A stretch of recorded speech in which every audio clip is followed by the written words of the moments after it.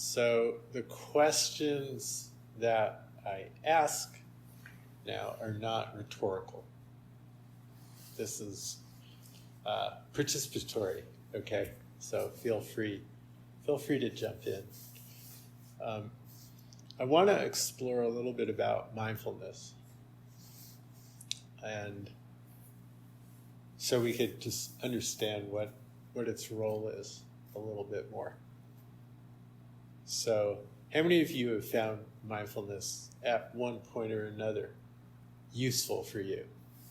Yeah, that's everybody for those who are listening. And there was no hesitation in any of the hands going up. So, mindfulness, I mean, it's basic Buddhism. And Buddha probably refined it, but no doubt it was around in different cultures for thousands of years. It's basic. So what is mindfulness? Like what would be a description or a definition of mindfulness?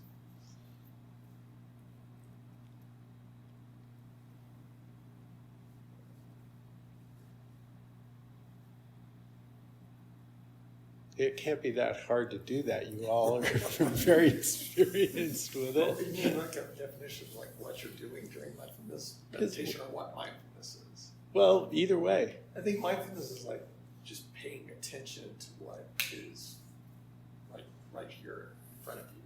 Okay, so it's paying attention to what's immediate in the moment. Okay, but it's more than that. Paying attention without judgment. Okay, it's paying attention without judgment, right? It has to have that accepting quality of non-interference, right? So, what else could we say about it? As an object? Does it have to have an object? Okay, yeah, it does have an object. Now, the object could be everything or the most narrow possible object, such as what would be a very narrow focused object. Breath. Even more narrow. Sound. Your finger. Well, I was thinking more the breath, the in-breath on the tip of your nose. You know, that's even more focused than the breath. Like some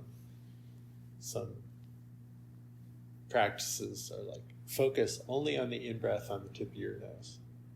That's very, very focused.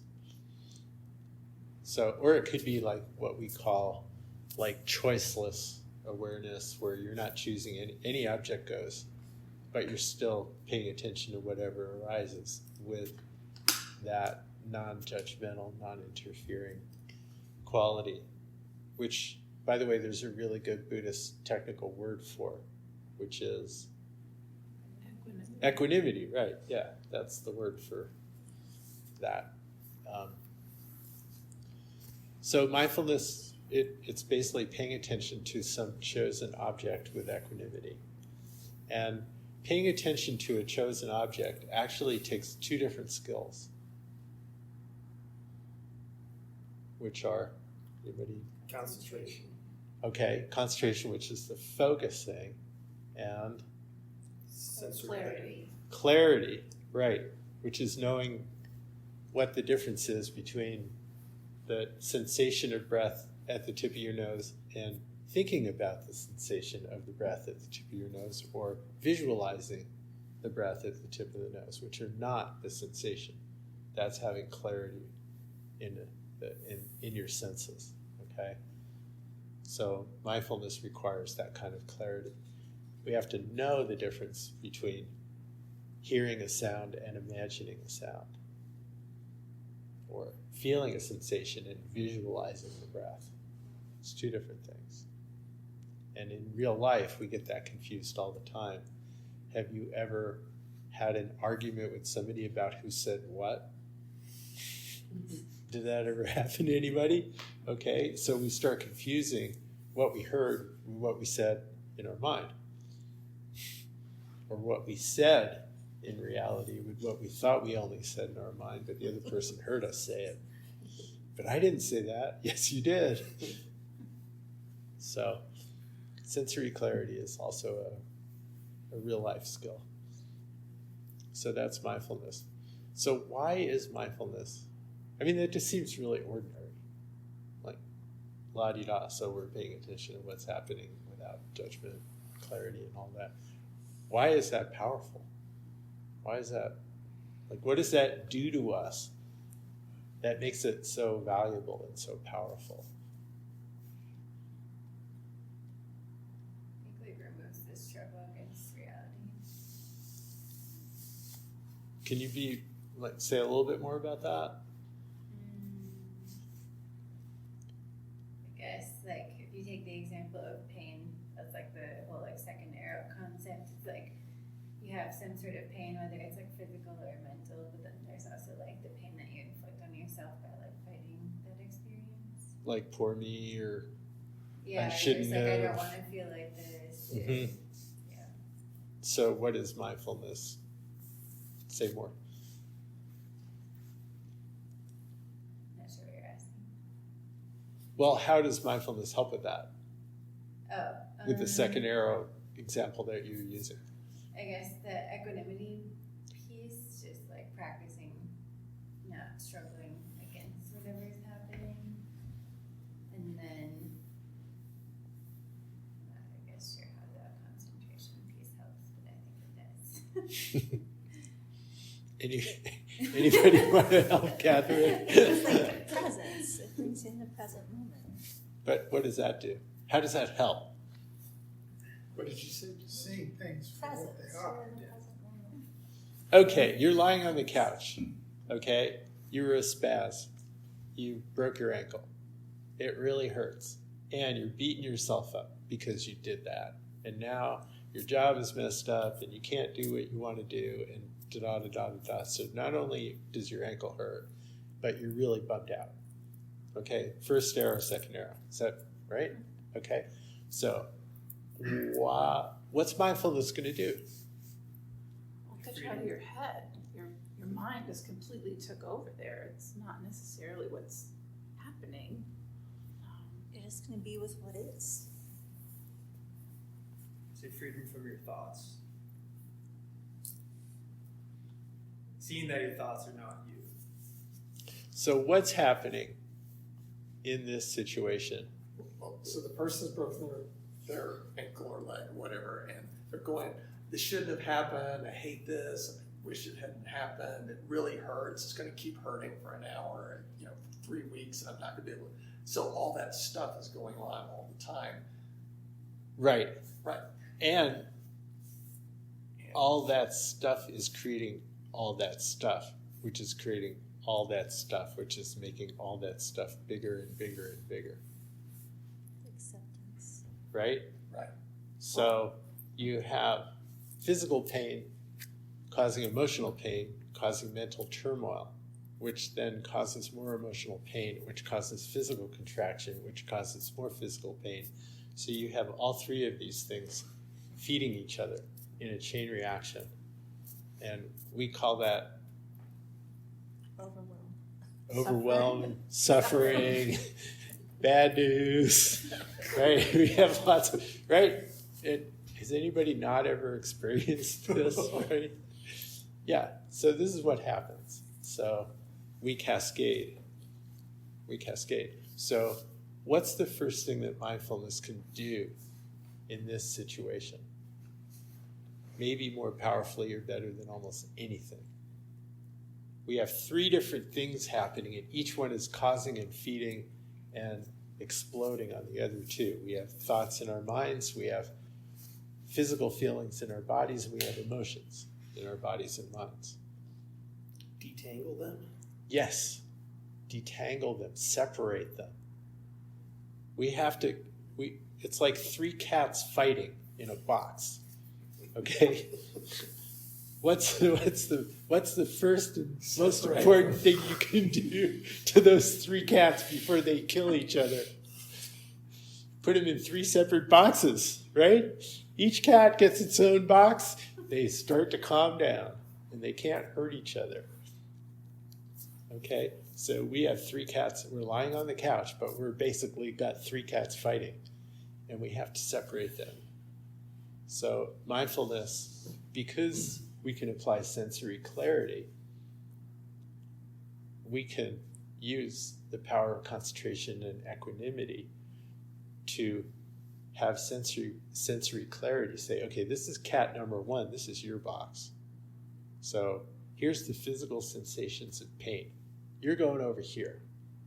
I'm not saying that you're not allowed to hurt. You can still hurt. We're not changing the physical pain, but we're separating them, okay?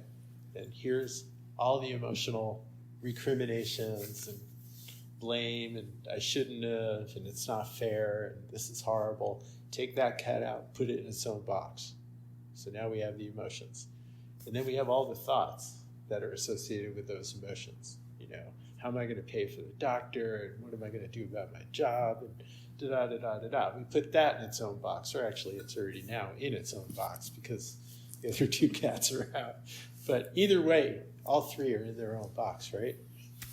Now, have we tried to do anything to these individual cats aside from separate them?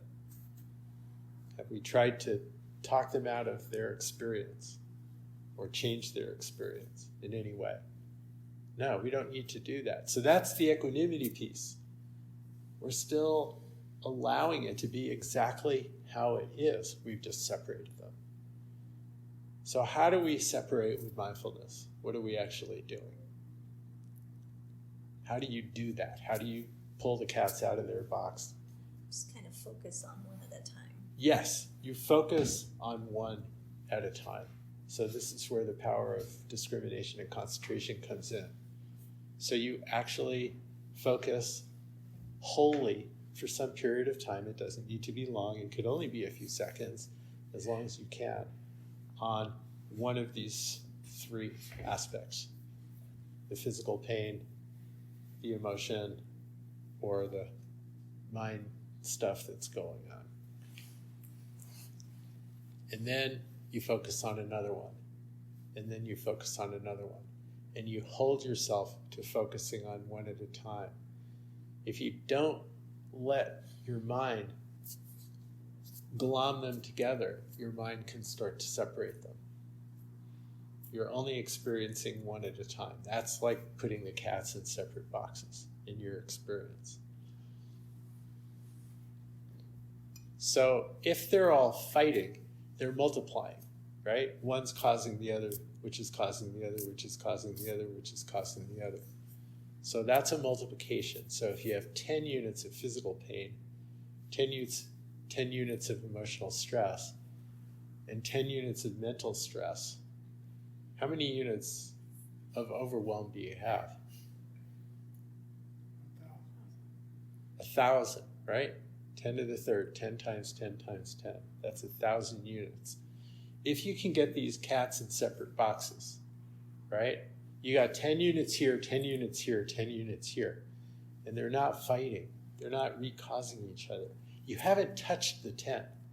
We're not talking about turning 10 into 5.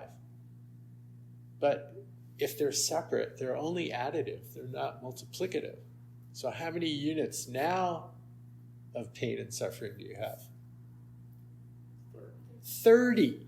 You've turned 1,000 into 30, and you haven't had to change anything except your attention. That's pretty powerful. That's why mindfulness is powerful.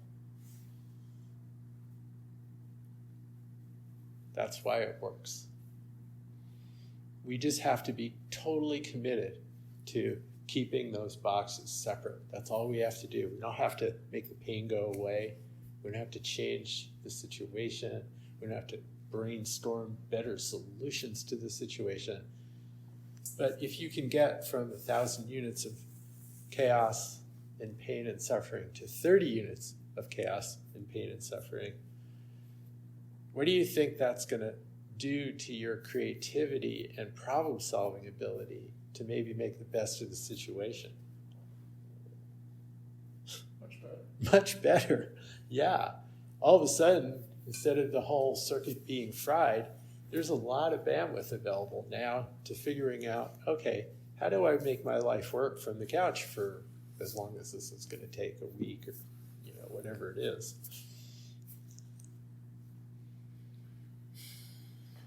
So, mindfulness is powerful. But it's not just paying attention. It's this isolation of sensory experience that allows us to really benefit from the power of it.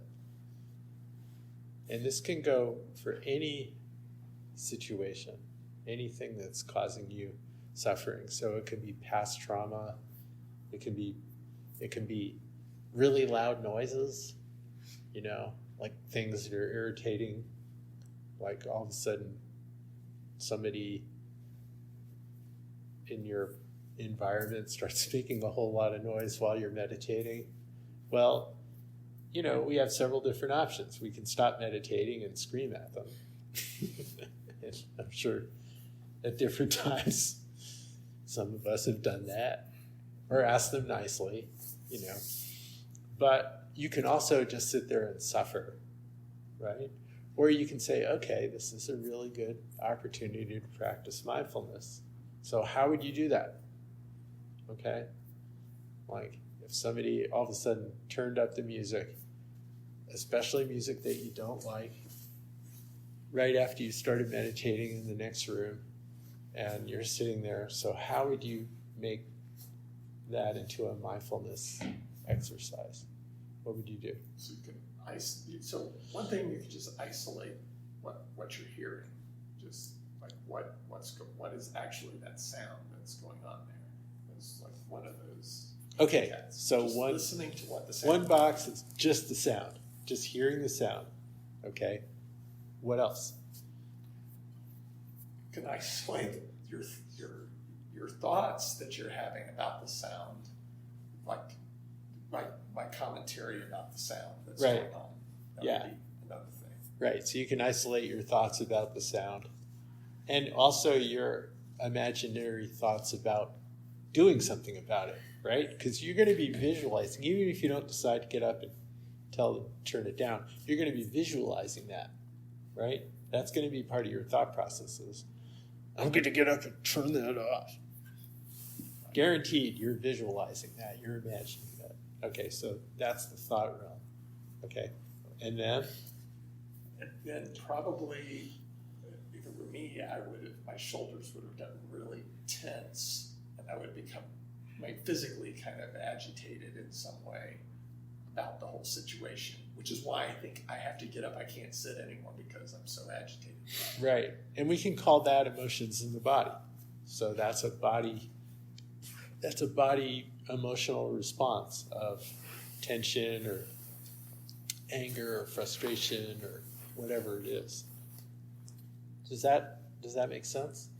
So you just sit there and you go from one to the other, maybe a couple of minutes with each one, and you bring equanimity, not just to the sound, but to your reaction to it. You're allowing everything to be exactly how it is, but you're separating it. So you're dealing with 30 units rather than 1,000.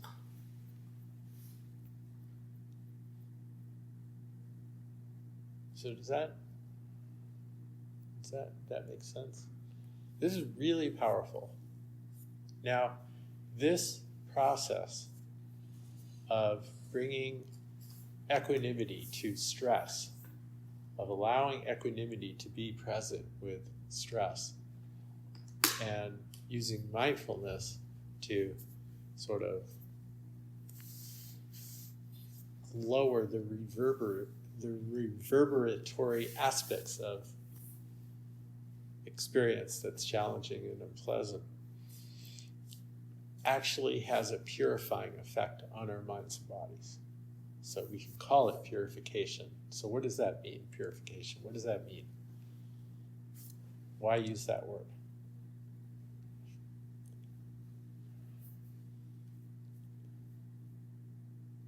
What does it mean to purify something? Yeah, it's to take out the harmful stuff out of it, right? So what's the harmful stuff? What harmful stuff are we talking about? The clinging to emotions and thoughts. Yeah. Clinging is a kind of, Identification with, yeah, that's a technical word, but I would just say reactivity, just in a more ordinary use of language. But we can call it clinging or aversion, which are basically the same, two sides of the same coin. But what we're really purifying is our reactivity, which is clinging and aversion. It's our insistence that things be different than how they are, right? Our stance that life should not be this way right now. Now, on one level, that might be very true. Like, nobody should be playing loud music outside while you're meditating. That's inconsiderate, right? I mean, that should be written on the list of things that you don't do when you live with a meditator. Hopefully. But it's going to happen. So we can't just say it'll never happen.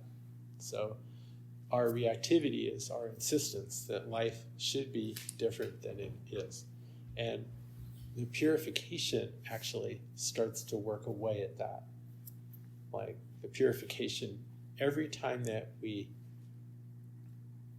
use mindfulness to meet situations that we don't like and don't feel should be there, we purify a little bit of that reactive impulse in ourselves that's saying that everything should be the way that I want it all the time. Does anybody here not want things to be the way that you want them to be all the time? Right? I mean, that's kind of like the ego self. That's the basis of it. It is completely convinced that it's right, that everything is the way that we want it to be all the time. That's our right. Right? I mean, that's how our ego is built. So this kind of mindfulness sort of brings that out to light. It puts it in consciousness. And from that perspective, from that place of mindful awareness, we start to see that that demand of our ego or our small self is totally unrealistic, absurd, self-destructive, destructive to others, and causes the majority of our suffering. Right? It does. Granted, there's certain things that the world does that we have to fix, we have to deal with, that are not okay. But a whole lot of our internal contortions are fighting with things that are not going to change. It's like people live in Boulder and they say, "Oh, I hate winter." It's like, well, with climate change, you're getting your way slowly, but I don't know if that's that great. But it's like, why hate winter? Like, that just doesn't make sense. Like, there's nothing wrong with winter, and you're not going to change it by hating it. It'd be a lot easier to change your attitude.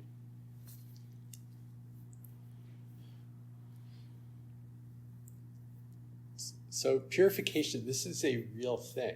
You can call it neuroplasticity if you like that term better.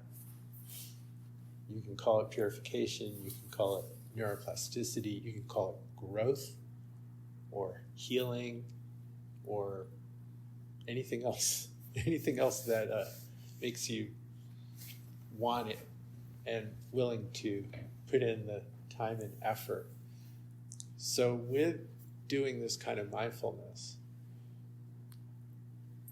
there's a moment, and you want to recognize this moment where you're facing this particular situation that you don't like and don't want, and part of you is rebelling against, and you have to allow it to be there fully. Whether it's the pain in your foot, or the fact that you're laid up on the couch, or somebody's playing music, or there's actually 3 cats fighting, whatever the situation is, there's a moment where it's like you have to like let this really bother you and really hurt in a very clear way, and it can feel overwhelming. And just if we meet that moment, and I'm wondering if any of you have had this experience, but if we meet that moment fully with presence and equanimity and allow it to be there in its full yucky glory, that it can change, and that we get the taste of purification. We actually feel or can taste that sense of something shifting. And little by little, every time that happens, it becomes less likely for that same reactivity, that same resistance to appear over time. So purification happens in the moment and gradually over time. Does anybody know what I'm talking about with that taste, that feeling? Yeah. Anybody want to share how that went down for you?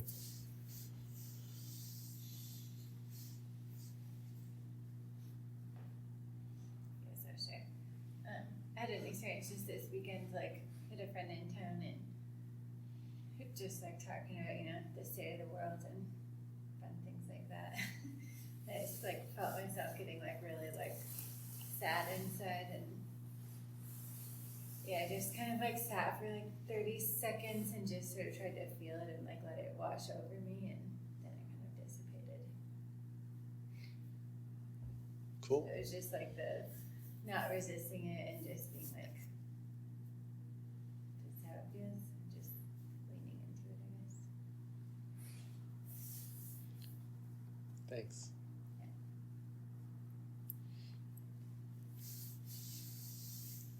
Anyone else?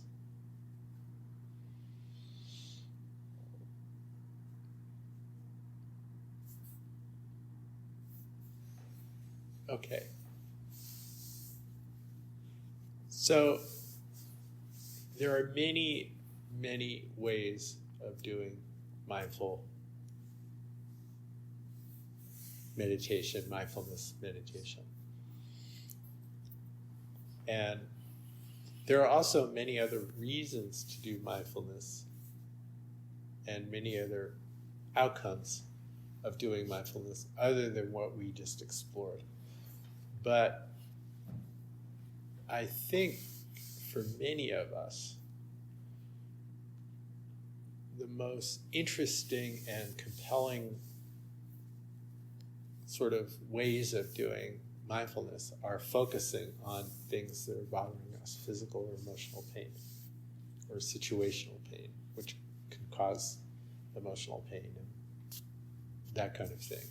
So this is one, none of us are living free of physical and emotional pain for that long, right? Something comes up sooner or later. Usually sooner, but inevitably, to varying or lesser degrees. And also, mindfulness works best when we're interested. So some people can do mindfulness on a very neutral object like the breath, and by paying very, very close and careful attention, the breath can become amazingly interesting and fascinating.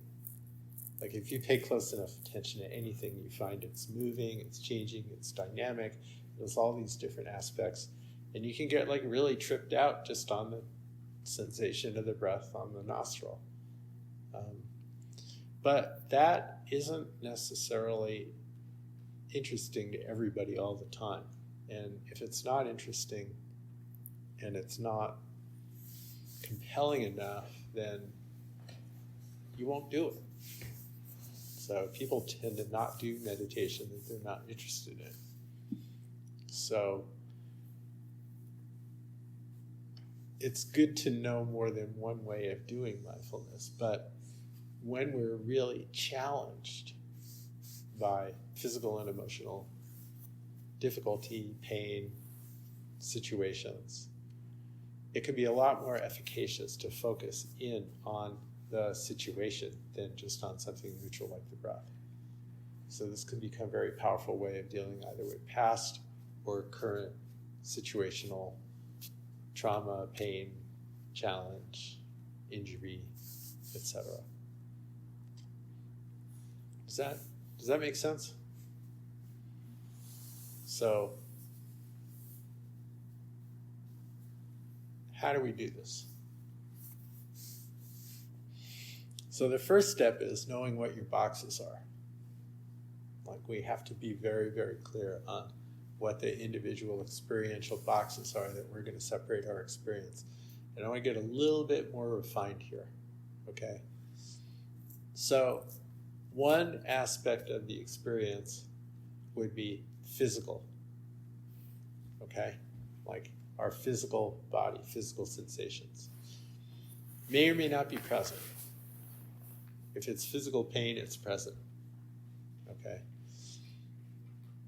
But that's a possible box. There's another box that might be present, which is the kind of thing like the sound of the music. So, or it could be something visual. So there's some other sort of objective stimulus that's happening. So those two may or may not be present. Does that make sense? May or may not be physical sensation, pain, discomfort. There may or may not be some kind of sound or sight or smell in the environment that's part of this. So we got those two. And then we have the two that are always present. Very, very, very unusual and likely that they're not present, okay? Which are? Seeing and hearing. Okay, seeing and hearing, but how do you mean that? Because I talked about seeing and hearing already in these first two boxes. Oh. So what do you mean? Well, I thought you were separating out feeling from the other two boxes. Yeah, so that's one of the ones that we're looking for is feeling emotions, right? Right, so in and out. Okay, so I didn't get into the lingo yet. Okay. Okay, but we got a box here that we're calling physical sensation. Okay. And then we have a box here called hearing or seeing or smelling stuff in the world. Mm-hmm. Okay? So those are two boxes that we have. And then I said, what else do we got that we almost always have? Thinking, right? Very unlikely that there isn't some thought around the situation. Now, thinking actually comes in two forms. There's two kinds of thinking. Two kinds of very different operations that your brain does that we glom on together and call thought. So what are those two thinkings? Language images. Yes, exactly. We think in words and we think in pictures, or we think in language and we think in images.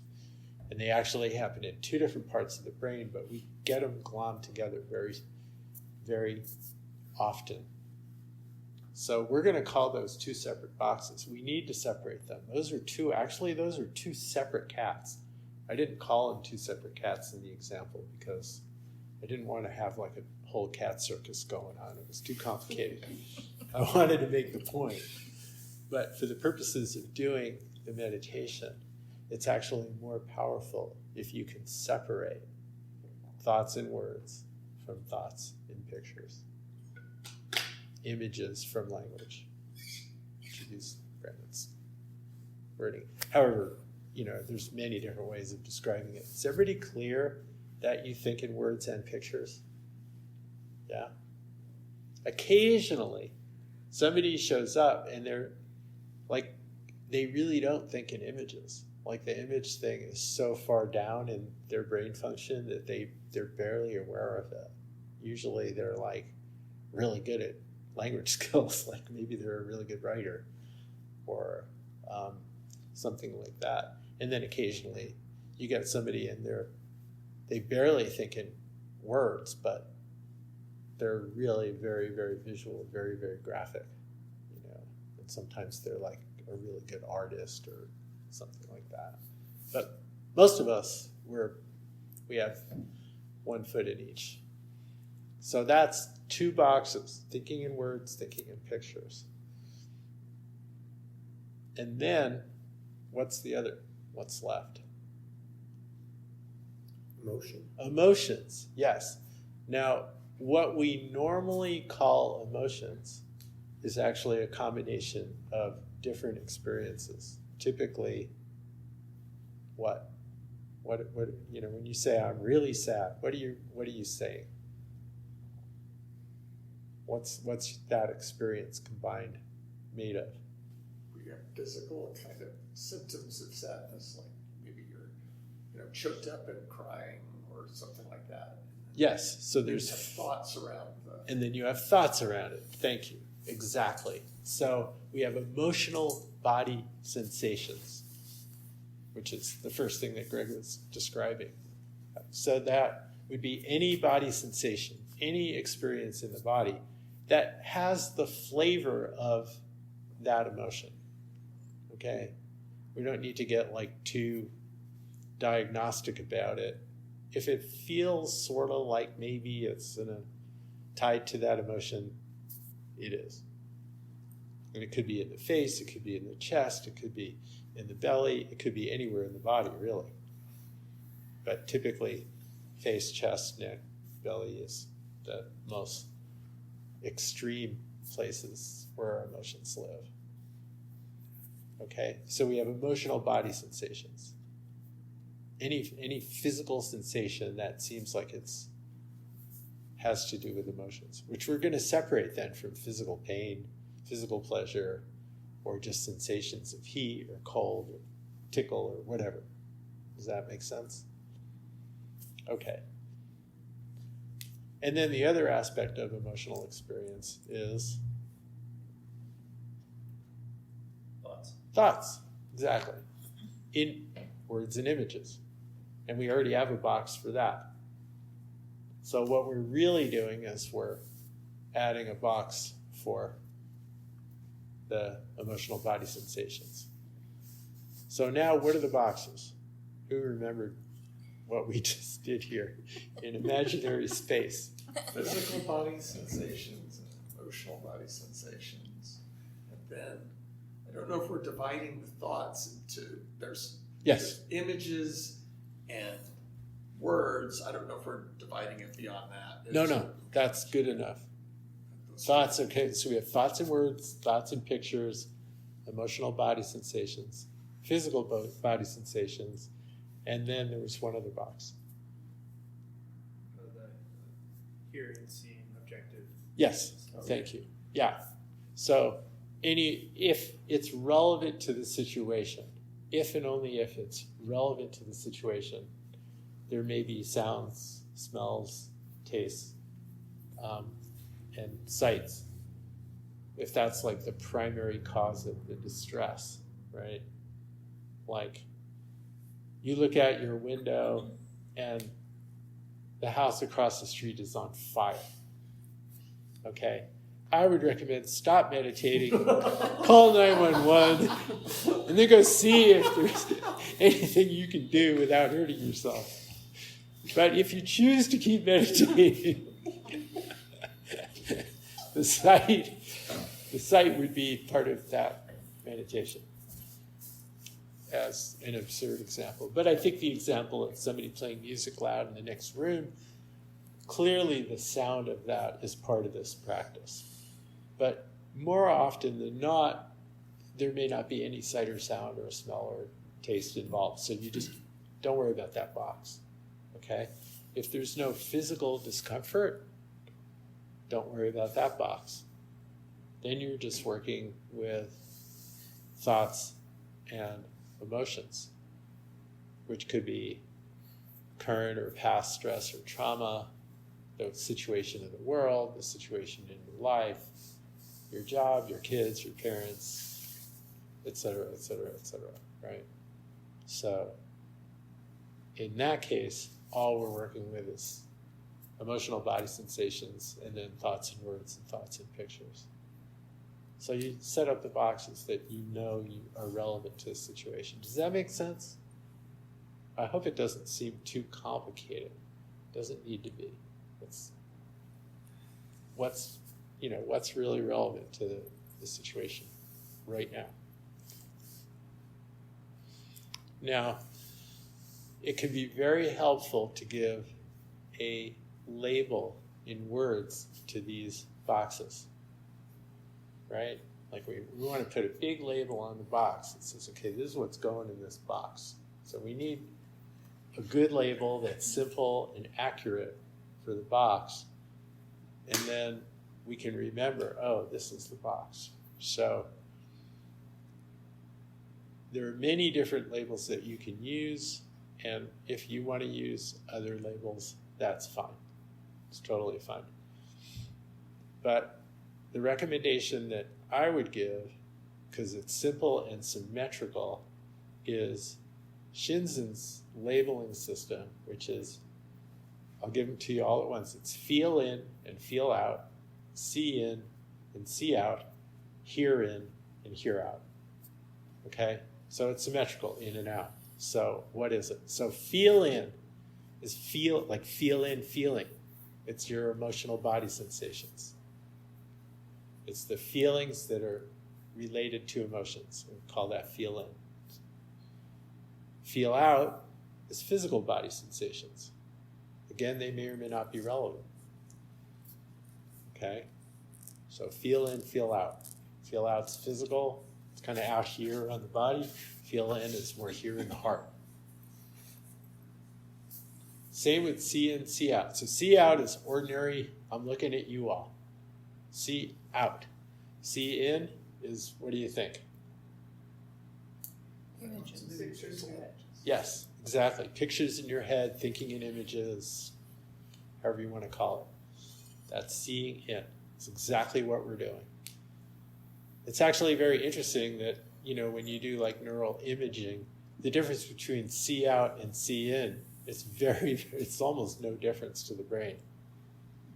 Which is why you can see all kinds of athletes practicing by visualizing, musicians practicing by visualizing, because the in and the out for the brain are almost the same.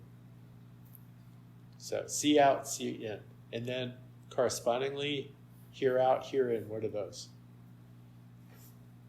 Hear out, you're listening to actual sound that's happening, and then the hear in is the words or memory of the sound or whatever it is.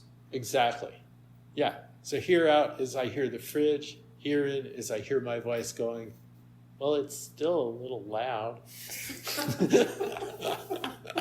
It's not totally gone. And then see in is imagining that I go over there and walk over and turn it off. So is everybody clear on feel out, feel in, hear in, see out, all that? Feel out, feel in one is a little unclear. How do you, like tiredness, is that an emotion or is that a strong feeling? That's a really good question. So it may be both. So if you notice tiredness, is there any emotional component to it? Like sometimes there could be like a hint of sadness or a hint of overwhelm or a hint of fear. So that may be present as part of what we call tiredness. But if none of that's present and it's strictly a sense of there isn't enough energy and you want to be going to sleep, then it's purely feel out. So the test is there a sense of some emotional flavor? And you just can guess.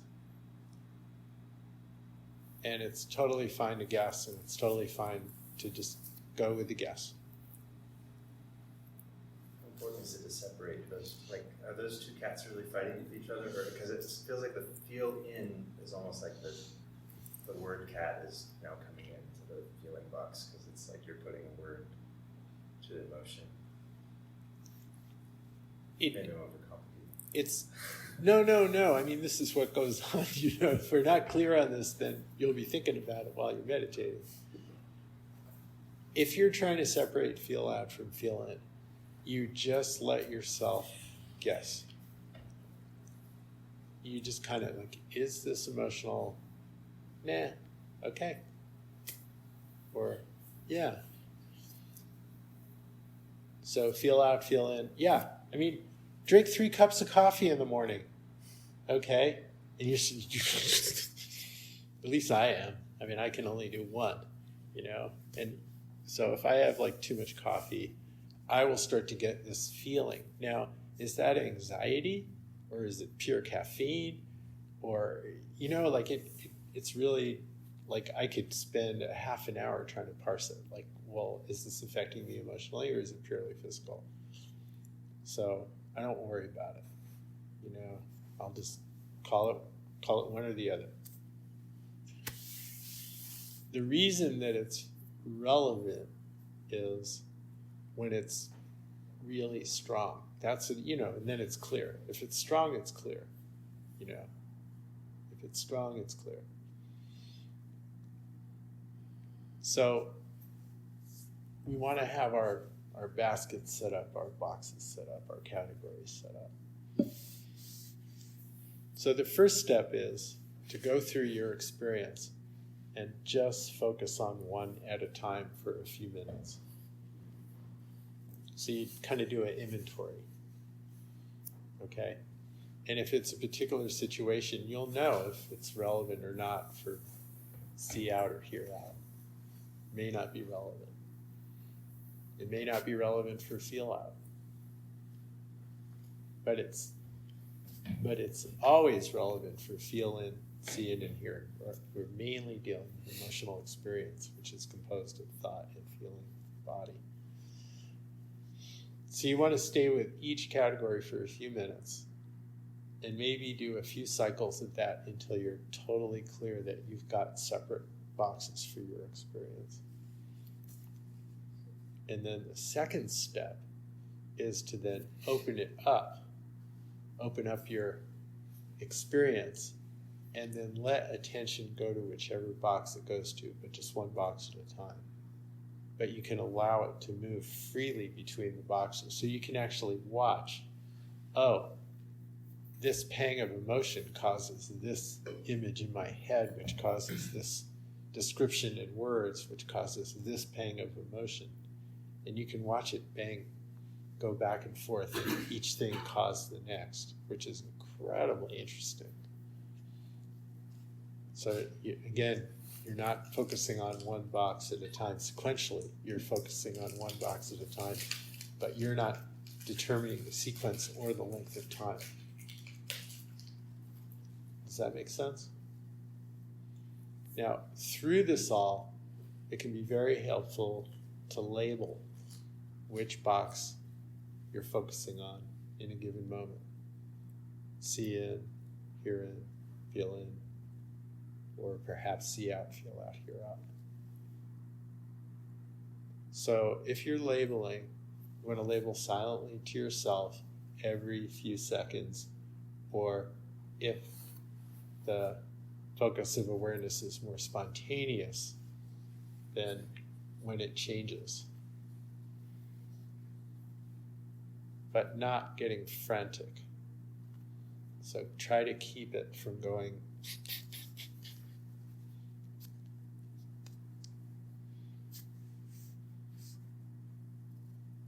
So that's it.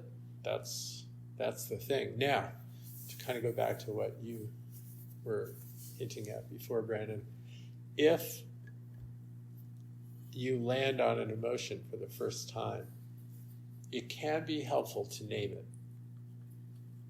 So this is different than labeling. Labeling we're going to do ongoing, but we're going to use very generic, simple, non-content oriented labels. The labels are not labeling content. We're not saying what the thoughts are, what the emotions are.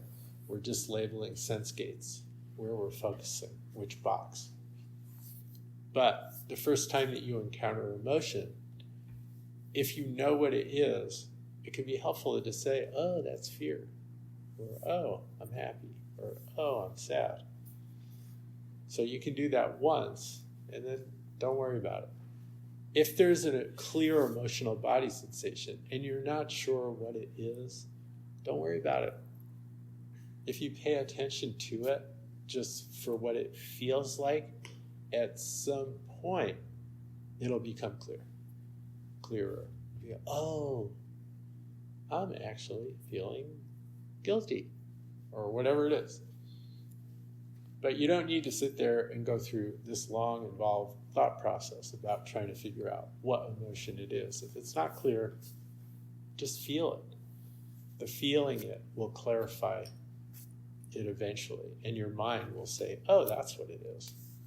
Or it might be 2 or 3 things. That's fine. Label them once, just so that you know what it is. And then it's just feel in after that. It's just feel in. And you don't need to do anything about it or change it. Just feel it. Just know it for what it is. That's mindfulness. We're not trying to change anything. Remember, the cats are just in the box. They're going to settle down on their own if they're not having anything to fight with.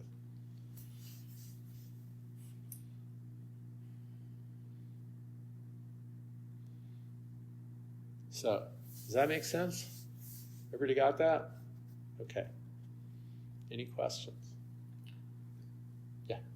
So, I mean, you were saying like, oh, this is super helpful if like something is kind of coming up, but if we were just sitting here today, just start with like right here, or we bring something to the table? That's a great question. Okay, so the way that I apply this for myself is I do it on an as-needed basis when other stuff is overwhelmed. Like, I like to do just,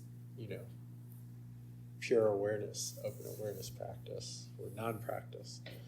But sometimes, like, the shit hits the fan. It's like I don't want to, I need to just be with this, whatever this is. So then I have something to focus on. So the question answers itself, and I don't generally do this. But I did it for years to learn how to do it really well so that when I needed it, it was available. So there's 2 answers to the question if you want to learn how to do it, and there's nothing like imminent right now that's like really, oh yeah, I know what I want to focus on. So you can do 2 things. One is you get really subtle. Like you focus on the most subtle experience of emotions and thoughts and maybe other things going on. Like, and you watch yourself. Like, I don't want to keep going back to the refrigerator, but when the fridge turns on, there might be a little subtle reaction. So you notice that, somebody in the room moves, you might notice that. Maybe your foot starts hurting and you notice that, and then that causes some kind of subtle emotion. So you go really subtle. So that's one way to practice this. You just go subtle.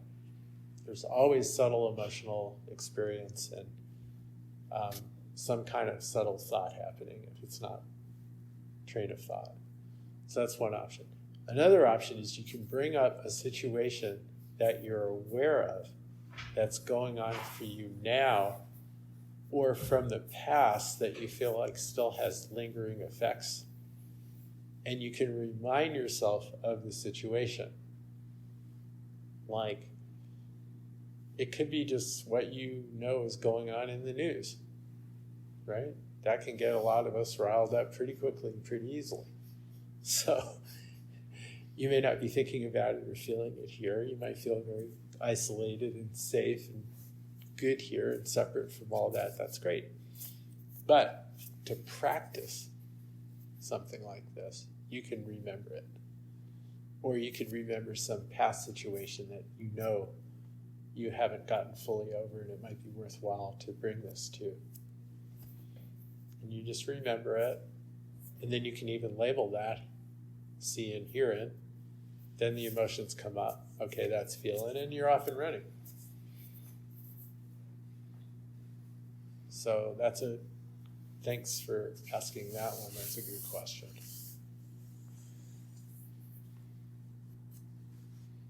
Anything else? There's a little distinguishing between here in, here out, like is, if I'm working with kind of a difficult like recent memory or something, is here in only my commentary on it, or are they the actual words that were exchanged? It's all herein because it's all in your here 'cause mind. It's in my memory. Yeah. Same with seeing. Exactly. Okay. Yeah. I mean, if the person's in front of you, then that's your Right. out. Okay. But regardless of the source, Okay. if it's in your mind, it's herein Got it. or seeing.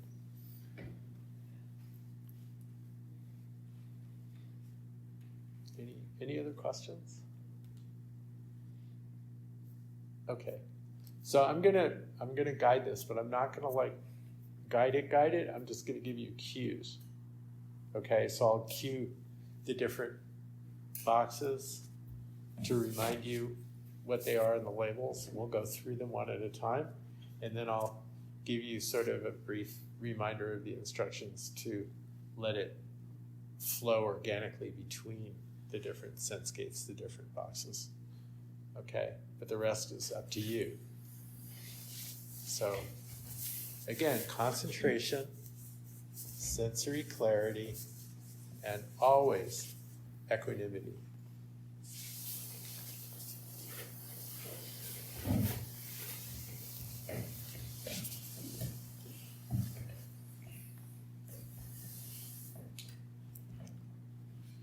Oh, you know what? Let's stop this.